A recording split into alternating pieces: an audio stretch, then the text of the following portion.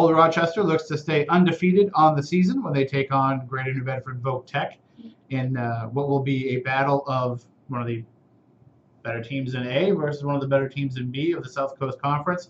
It's also middle school night for Voc-Tech, so I know they're going to have a huge crowd on their side at their field. So yeah. I know the first 3 games this season, Old Rochester's really come out with a strong rushing attack. Darian Dumont has been a beast for them. He's had 8 touchdowns he's scored.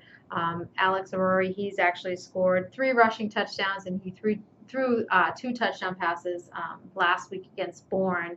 And they did have some mistakes. They won big over the Canalmen, but they had a couple turnovers. They had a punt return that they returned for a touchdown call back.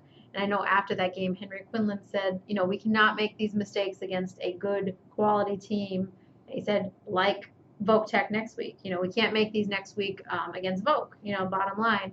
And really, Voc-Tech, started off the season with that big loss to Millis, but the Bears have come on strong the last 2 weeks. They beat Seekonk 2 weeks ago, and last week I think they, kind of showed everybody in the B division, that they're the team to beat by beating Fairhaven pretty handedly. I know Fairhaven was up early in that game, 8-7, but Voc-Tech, that didn't last. It didn't last for long. I was following them on Twitter. I was like, not a close game. Well, I was thinking because I picked Fairhaven to win that game, and just by a point, but they were up by 1, and then next time I looked, I think Fairhaven was down by 20. The tide turned really quick in that game.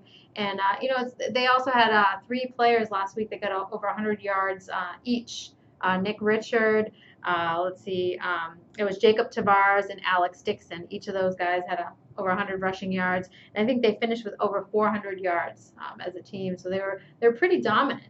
And Jacob Tavares and Alex Dixon each scored 2 rushing touchdowns. So they've been getting the job done on the ground. So it'll look like I don't think there's going to be a lot of passing in this game. There's going to be two ground and pound. Yep, that's exactly it. So even though they're not in the same division in the South Coast Conference, I know they've been kind of longtime rivals. So it'll be a fun night at New Bedford or at Greater New Bedford.